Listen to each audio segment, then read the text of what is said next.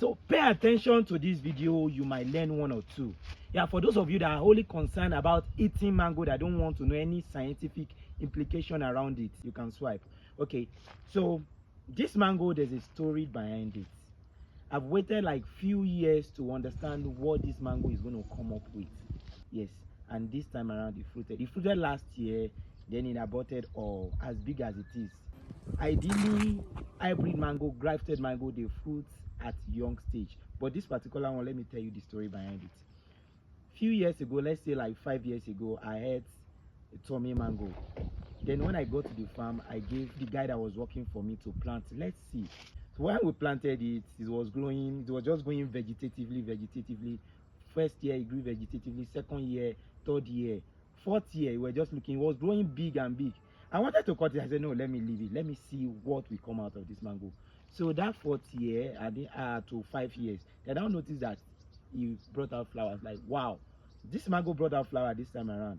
Okay, I was like hoping that, okay, let me see what will come out of this mango. Then he aborted everything, nothing produced. And this time around, he brought out flowers. I was like, oh, you brought out flower. This time you should be able to produce. They're lucky for us, it produced. What I was thinking is that, most of the time when you plant, I'm going to explain this part to you. This is the interesting part. There's a difference between grafted fruits and fruits that you plant by seed. The major difference is that the fruits you plant by seed will go through all the process of growing by stage, vegetative growth before it now got to reproductive, before it gets to reproductive growth. Whereas fruits that are grafted, are budded, they just jump straight into reproductive growth. Okay, this one has taken its time to go through all the vegetative growth. Now, what kind of fruit will it produce? Don't get it twisted. Most of the time when you plant these mangoes by fruit, there's a little variation in one way or the other. So if you want to get the exact fruit you see in someone's house, the exact fruit, most of the time it's better for you to do cutting, asexual propagation. I know that there's going to be a little variation, and boom, when the mango produce, see the mango. This is Tommy Mango. Tommy Mango is pinkish and purplish in nature, green, purplish. You know how Tommy Mango looks like now. Yeah, this particular mango. Yeah, so see the color.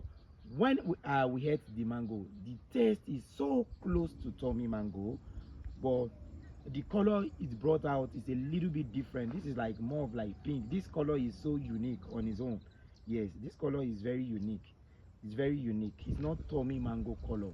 What that means is that planting from seed is going to give your plant a little variation. You might get exact thing you planted, but most of the time you get something close to it. Imagine I plant the seed inside this. Let me take it for as example. If I plant the seed inside this particular mango you are looking at, I might not be able to get exact mango, this exact mango. I probably get a little bit of different variation or so. So when you are planting by stem cutting, by asexual propagation, you are getting exact of the mother plant. But when you plant by seeds, you probably get a little bit of a different variation, because they would have been in crossing before that fruit was produced. So that crossing between the pollen grain and the stigma will probably produce something a little bit different, and that's what we're having here. I waited a long time, so let me see what's going to happen with this mango, and thank God I lived to see it. It produced fruit. The fruit is sweet, but it's a little bit different from Tommy Mango that we planted the seed. It waited a long time. So the DYDS of this whole video is that if you plant the fruits you got from what you harvested from your hybrid mango, it's going to take time before it flowers then fruits. Yes, and when it flowers and fruits, you might have a different variety. These are what they call variability. Crossing gives variability, just like the way I am right now.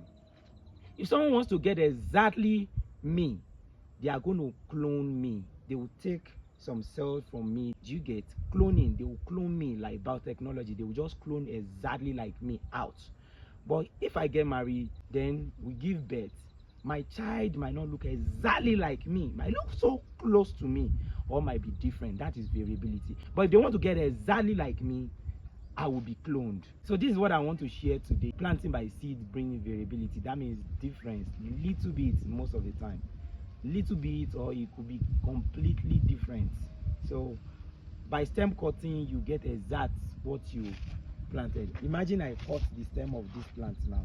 If I cut the stem of this plant, yes, then I plant it, I'm most likely going to get this same mango you are seeing. I'm most likely going to get it. But if I leave this now, then you now cross with another mango, the seed, the fruit that is going to produce, that is from this now, this might give me a different mango from this. So this is just a simple story behind this mango. I've waited 4 years before I can share this story. Yes, because I keep wondering, what will this mango produce?